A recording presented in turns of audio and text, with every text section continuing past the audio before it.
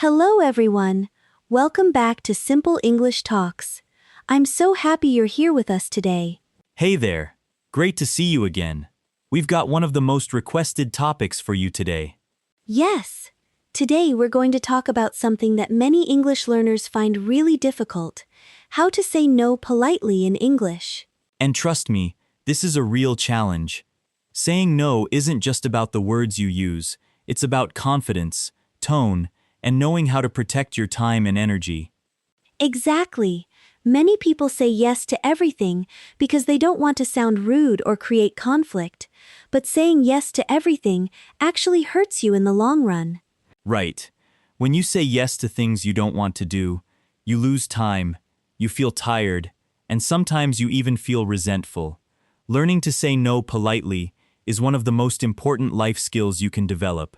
By the end of this episode, you'll be able to say no to invitations, requests from friends, extra work from your boss, money borrowing, and even family pressure. And you'll do it in a way that feels respectful and confident.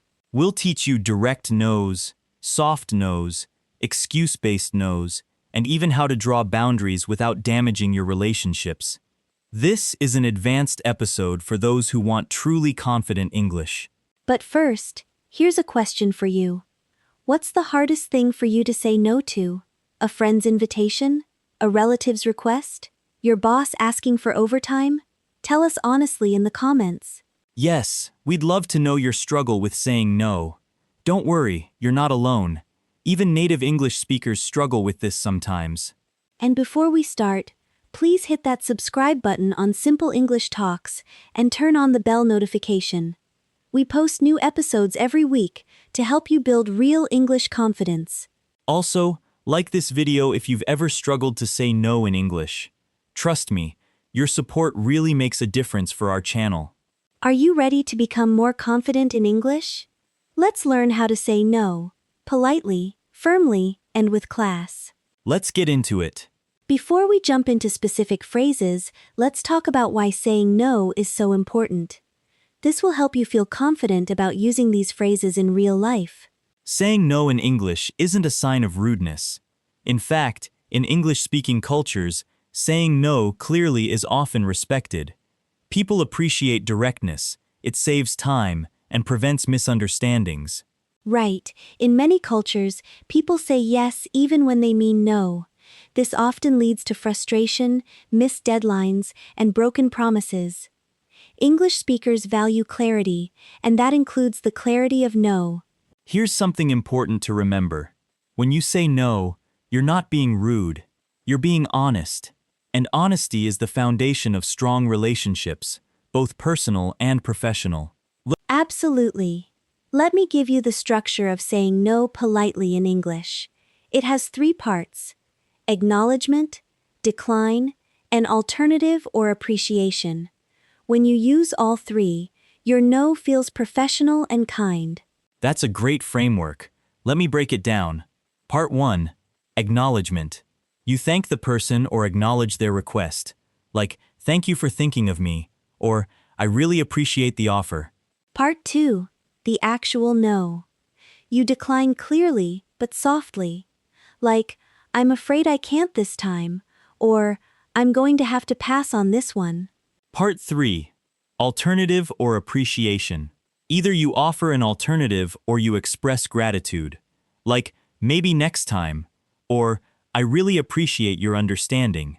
Let's see it combined. "Thank you so much for inviting me. I'm afraid I won't be able to make it this time. I really appreciate the offer though. Maybe another time." That's beautiful. It's polite, it's clear, and it leaves the door open for the future. That's the perfect structure. Now here's a grammar point that's advanced but very useful. The phrase "I'm afraid" is stronger than "I think," and "I'm going to have to" is firmer than "I can't just." Right. "I'm afraid I can't" sounds more like a real no than "I don't think I can." The first one sounds definitive. The second one sounds unsure. Here's another advanced structure. "Unfortunately, I'm not going to be able to."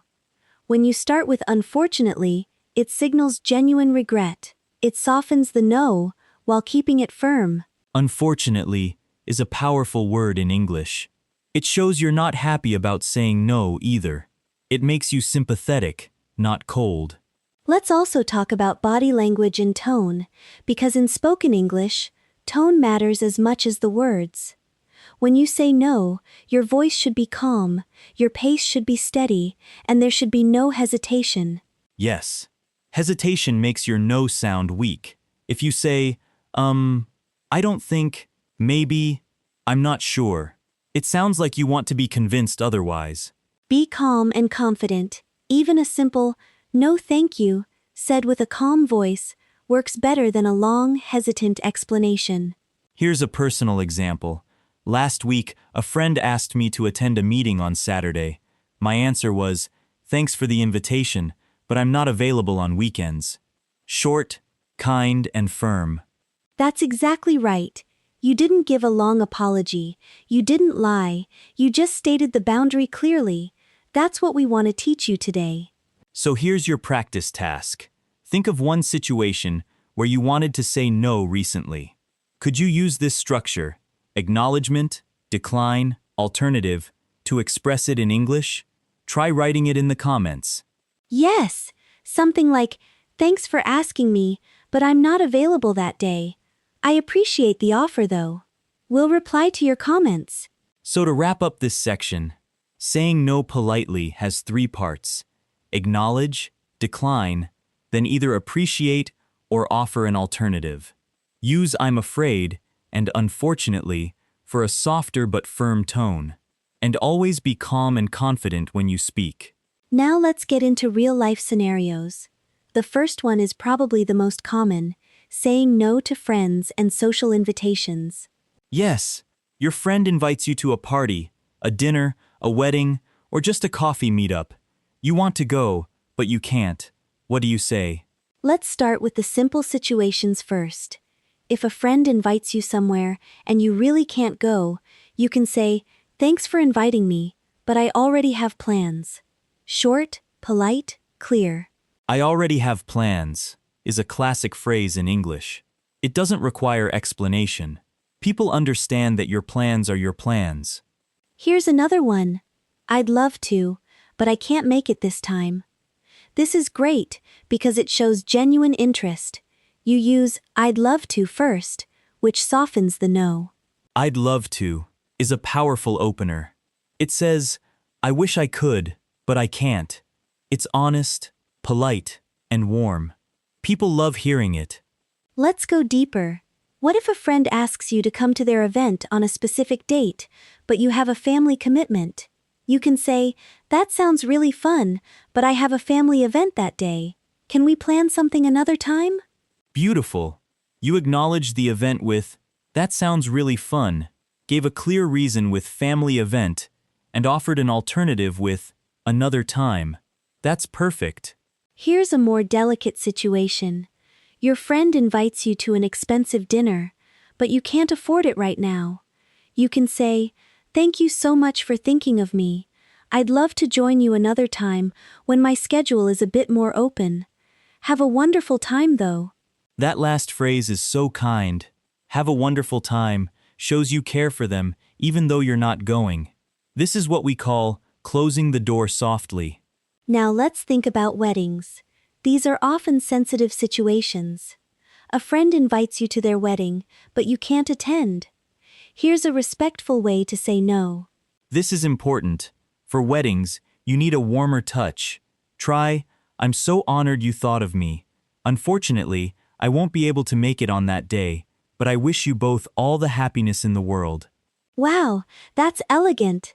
"I'm so honored, unfortunately, and wish you happiness." 3 strong phrases that show respect and warmth. Yes, wedding situations need extra care. Always emphasize how meaningful the invite is. Never sound casual about declining a wedding. Let me give you a scenario. Imagine your friend Mark invites you to his birthday party. You have a work deadline. Here's how to decline. Okay, let me try. "Mark, thanks so much for the invitation. I'm really sorry, but I have a deadline at work that night. Can we meet up for a quick drink the week after? I want to celebrate with you properly." Excellent. You thanked him, gave a real reason, and offered a private celebration after. That's classy and thoughtful. Now let's think about voice messages or texts. When you decline an invitation by text, you can keep it shorter, like, "Thanks, can't make it this time, but hope you all have fun." Right. In texting, you don't need the full structure. Quick and friendly is enough. But for important events, a longer message shows respect. Here's an advanced tip. If you really want to express that you wish you could go, add a small personal touch. Like, "I wish I could be there to see it," or "Next time I promise I'll be there." Those small touches show genuine warmth. People remember those. They feel valued even when you can't attend. Let me give you some visual cards of common scenarios. Imagine these situations. Friend invites you to a movie. You say, "I'd love to, but I'm pretty tired tonight. Rain check?" That's rain check, a common American phrase meaning, "Let's do this later instead." Friend asks you to help them move furniture on Saturday. You say, "I wish I could, but I have a prior commitment that day. Can we plan it for the weekend after?" Acquaintance invites you to a networking event. You say, "Thank you for the invitation. I'm not able to attend this time, but please keep me in mind for future events." Those are common real situations. Notice the pattern in each. Acknowledge, decline, and sometimes offer an alternative, always with a small sign of care or respect. Your turn. In the comments, pick one of these scenarios: a friend's party, a wedding, a coffee meetup, or any other invitation, and write a polite no in English. We'll respond to every comment. Yes, and try to use at least one advanced phrase like, "I'd love to, but, unfortunately," a prior commitment, or rain check. Show us what you've learned. So to review, for friends and invitations, use "I'd love to, but," "I already have plans," "I have a prior commitment," "unfortunately," and rain check. Combine acknowledgement, decline, and warmth. That's the secret. This next scenario is tricky. Saying no at work. Whether it's extra work, overtime, or a project you can't take on, you need to be professional. Yes, saying no to your boss is different from saying no to a friend. You need to be respectful, professional, and offer solutions. You can't just say, "No, I can't." Right. Let me give you the most professional structure first. Acknowledge the request, explain briefly why you can't, and suggest an alternative. This shows you're responsible, not lazy. Let me give you an example. Your boss says, "Can you take on this extra project for next week?" You respond with, "I really appreciate you thinking of me. Right now, I'm fully committed to the Johnson project. Could we revisit this the week after? Or should I prioritize this new one over Johnson?" Brilliant! You acknowledged, gave a real reason, full commitment, and offered a clear alternative. That's how professionals say no in English. Let me give you some advanced work-related phrases. "I'm at capacity right now." This means you have too much work and can't take more. It's very professional. "I'm at capacity" is a brilliant phrase. It sounds much better than "I'm too busy." It shows that your time is full, not that you don't want to help. Another phrase is, "I'm fully booked this week." Same meaning as being at capacity, but slightly softer. Booked suggests your schedule is full. And "I'm tied up with something specific" is also useful. "I'm afraid I'm tied up with the quarterly report this week. Could we look at this next week instead?" Tied up is a great idiom. It means you're busy with something and can't break away. Very natural in professional English. Now let's think about a more delicate situation. Your boss asks you to work overtime, but you have a personal commitment. Here's how to handle it. This is important. You can't be too casual with overtime requests. Try, "Thank you for letting me know. I have a personal commitment this evening. Would it be possible to come in early tomorrow to handle some of it? Or could someone else assist?" Excellent. You thanked your boss in advance, gave a reason without too many details, and offered two specific alternatives. That's the perfect professional response. Here's another scenario. A colleague asks you to help with their task because they're overloaded.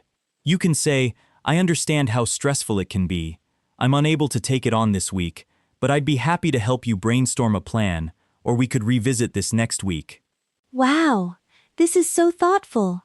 Even when you say no, you're offering support in another way. That's what builds strong workplace relationships. Yes, in work situations, your goal isn't just to protect your time. It's about protecting the relationship while protecting your time. Both matter. Now here's a really tricky one. Your boss asks you to do something unethical or something that goes against your values. This needs a stronger no. Right. In this case, you need to be firm but diplomatic. You can say, I'd like to discuss my concerns with you before I proceed. Is there a moment when we can talk about this privately? I'd like to discuss my concerns, signals that you have serious reservations without directly refusing. It's a professional way to pause and reflect. Or you can say, I want to make sure I understand the full context. Could we walk through this together?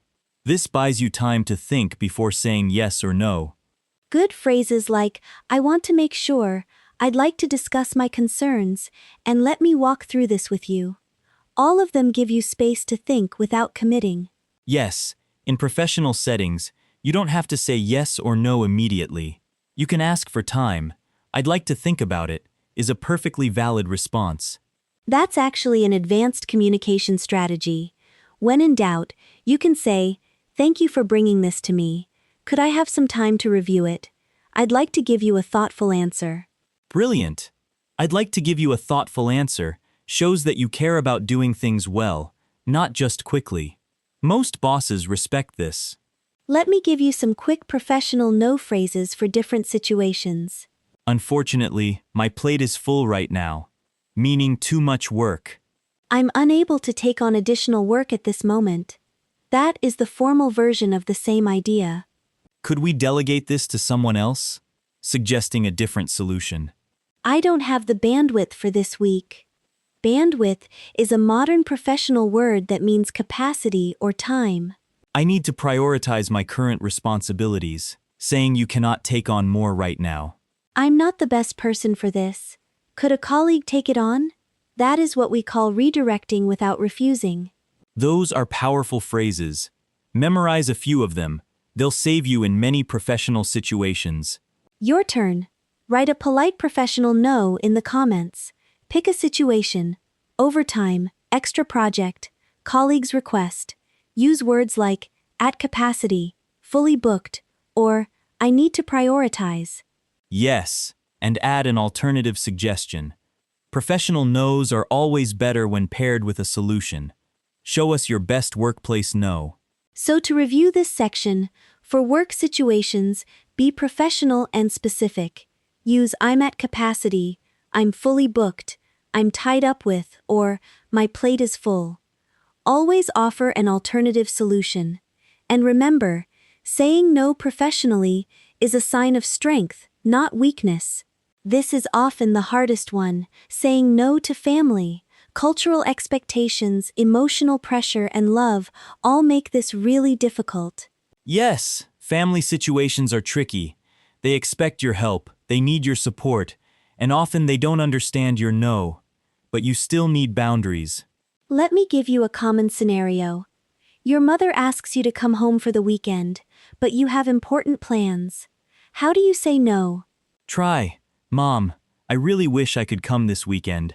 I already have something important planned. Can we plan for next weekend? I'd really like to see you then. Beautiful. You showed love first with, I really wish I could, gave a soft boundary, and offered an alternative. Family will appreciate the love behind the no. Here's another one. Your uncle asks you to lend him money. This is one of the most common uncomfortable situations people face. Money requests are tricky because they're tied to relationships and sometimes shame, but you have the right to say no without feeling guilty. Here's a polite way. I'm really sorry, but I'm not in a position to lend money right now. I hope you understand, and I wish you the best in finding a solution. Notice the phrase, I'm not in a position to. This is a polite way of saying, I can't afford to, or I shouldn't do that. It's softer than a direct no. You can also say, I'd love to help, but I'm a bit tight on money this month. The phrase tight on money sounds casual and relatable. It's not aggressive. And if you want to help in another way, you can suggest an alternative. I can't lend money right now, but I can help you think through your options if you'd like. That's so thoughtful. You said no to money, but yes to support. That's what we call redirecting, not refusing. It's a beautiful communication technique. Now let's think about another family situation. Your father wants you to follow a specific career path, but you have your own dreams. This needs a respectful but firm no. Right. Career conversations with family are sensitive. Try, I really respect your advice, and I understand you want the best for me. After a lot of thought, I've decided to follow a different path. I'd love your support on this. Brilliant. You acknowledged, gave a reason based on reflection, after a lot of thought, and asked for support. That's a strong but loving response. The phrase, after a lot of thought, is crucial. It shows that your decision isn't impulsive. It comes from careful consideration. Family respects this. Here's another common situation. Your sibling asks you to take care of their child every weekend, but you're exhausted. How do you say no kindly? Try, I love my time with your kids, but I can't commit to every weekend right now. Could we set up specific days that work for both of us? Perfect. You expressed love first, set a clear boundary, and offered a workable alternative. That's beautiful communication. Here are a few advanced phrases for family situations. I hear you, and I understand where you're coming from. Acknowledging their perspective before saying no. I love you, and I need to take care of myself right now. Honest but loving. I need to think about what's best for me. Setting boundaries around personal decisions. I hope you can understand my situation. A warm way to ask for understanding. I'll do what I can, but I need to be honest about my limits. Showing willingness while protecting yourself. Those phrases are gold in family settings. They show love, respect, and personal strength all at the same time. One more advanced tip for family. If a family member keeps asking despite your no, you can politely repeat it. Like, I understand this is important to you, and my answer is still no. I hope you can understand. That's strong. My answer is still no is a clear final statement. You're not changing your boundary. Sometimes firmness is a form of love. Your turn. Write a polite family no in the comments. It could be about money, career, weekend visits, or anything. Use phrases like, I'm not in a position to, I hope you understand, or, after a lot of thought. Yes, share your family challenge with us, and try to write a kind but firm response in English. We'll reply with encouragement. So to review, family situations need extra warmth. Use I'm not in a position to, tight on money, after a lot of thought, and I hope you understand. Always express love first and offer alternatives. Saying no in family isn't rejection, it's healthy love. Now let's talk about common mistakes people make when saying no in English. These are easy to fall into, but they can damage your relationships. The first mistake is over-explaining. Many learners say no, but then give 3 reasons why. Like, I can't come because I have work, and also my mom needs me, and I'm tired, and... Yes, over-explaining signals weakness. Long explanations sound like you want to be convinced otherwise. Keep your no short and clear. Instead of long explanations, just say, thanks for asking, but I can't make it. That's it. One clear no. No more, no less.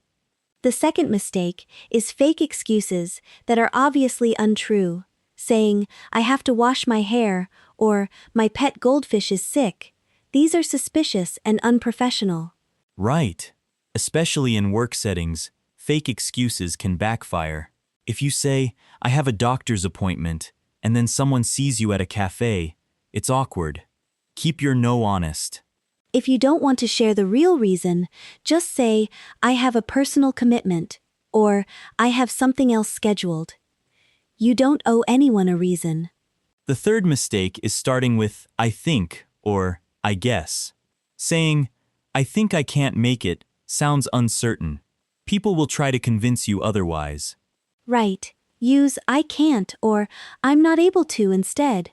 I think I can't suggests there's a chance you can, and people will push. The fourth mistake is just saying no, without acknowledgement. Saying no alone sounds rude. Always start with thank you, I appreciate it, or that sounds great, but... Yes. A naked no without acknowledgement feels harsh. Always soften your no. Like, that sounds wonderful, but I'm afraid I'll have to pass this time. The fifth mistake is apologizing too much. Saying, I'm so sorry, I'm really sorry, I apologize, I'm so sorry. That's over-apologizing, and it makes you seem weak. One simple I'm sorry is enough. Then move to your no. I'm sorry, but I can't make it this time. Done. The sixth mistake is changing your no into a yes. People say I can't, and then add, but maybe if you really need me to. This undoes your whole no. Be clear and consistent. Your no is your no. Don't leave the door open if you've decided.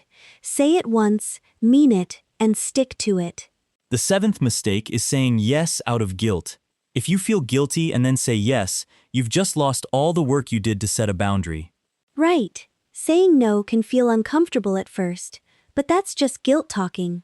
Remind yourself, every time you say no to a small thing, you say yes to a more important thing. Beautiful!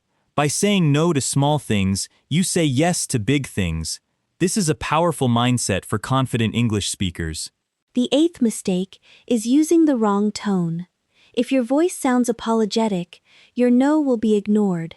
If it sounds cold, your no will offend. Find a middle ground. A calm, warm, but firm tone.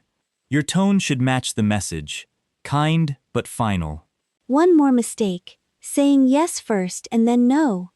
Like, yes, I can do it. Actually, no, I can't. Sorry. This is confusing and unprofessional. Be decisive. Don't waver. Decide your no first, then say it. Don't show your hesitation out loud. So let me give you a quick summary of what not to do. Don't over-explain. Don't give fake excuses. Don't use I think or I guess. Don't say no without acknowledgement. Don't over-apologize. Don't change your no into yes.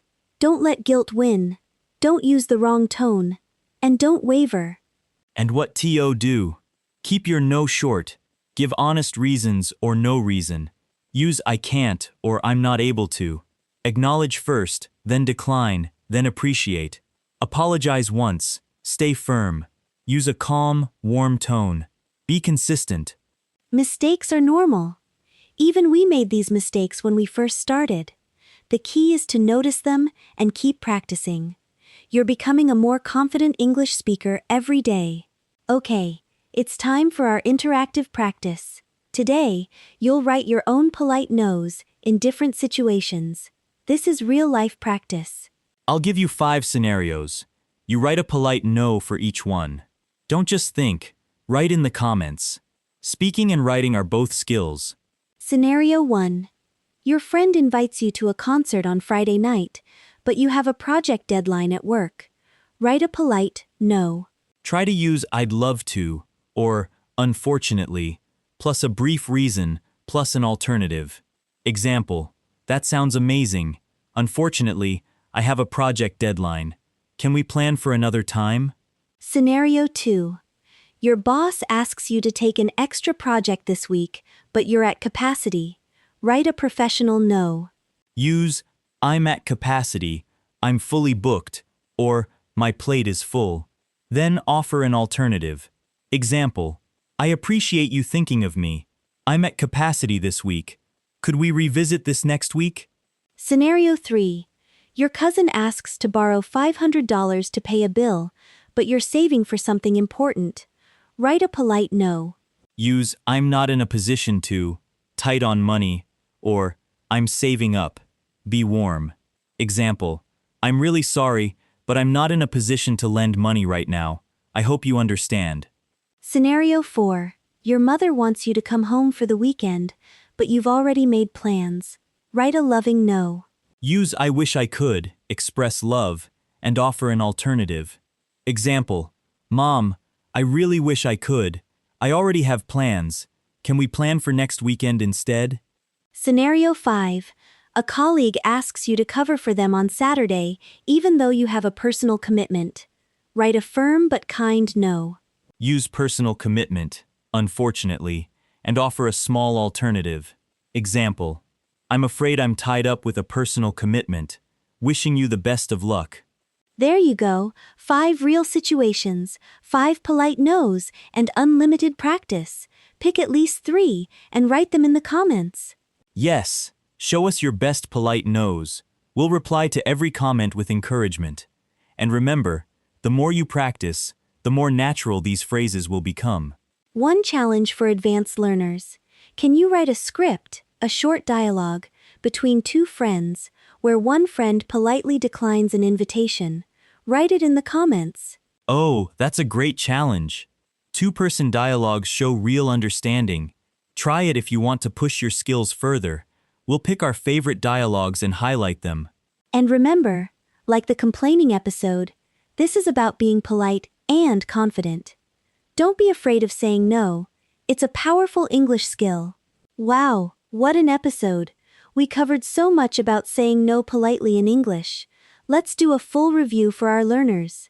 Yes, let's recap. First, we learned the 3-part structure of saying no: acknowledge, decline, and appreciate. We also learned the importance of calm tone and confident delivery. Second, we covered real-life scenarios with friends and invitations. We learned phrases like, I'd love to, but, I already have plans, I have a prior commitment, rain check, and have a wonderful time. Third, we got into professional situations. Saying no at work.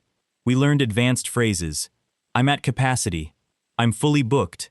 I'm tied up with. My plate is full. I need to prioritize.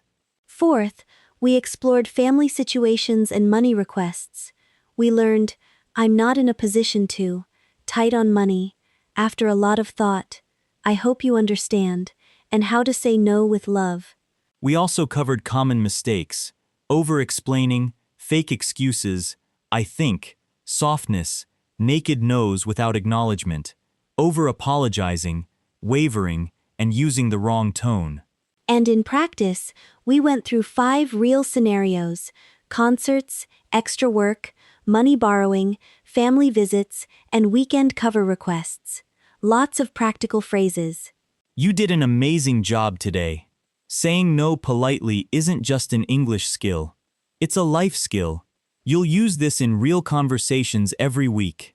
If you understood the lesson, give yourself credit. And if some parts felt hard, that's okay. Watch the episode again and practice the phrases out loud. That's how they become natural. Here's a question to reflect on. What's one no you need to say this week? Maybe to your boss, your family, your friends, or even yourself. Practice saying it in English before you actually say it. And remember, every time you say no to something small, you say yes to something important. Saying no is a form of self-respect. Don't feel guilty about it. Please like this video if it helped you understand how to say no in English. Share it with anyone who struggles with saying no. And subscribe to Simple English Talks for more advanced English lessons. Hit that notification bell so you never miss a new episode, and comment below with your favorite phrase from today. We read and reply to every comment. Thank you so much for learning with us today. You're becoming a more confident English speaker every single day. Keep practicing. Keep believing in yourself. We'll see you next time on Simple English Talks. Keep speaking, keep learning, and remember, sometimes the most powerful word in English is a polite no. See you next time, friends.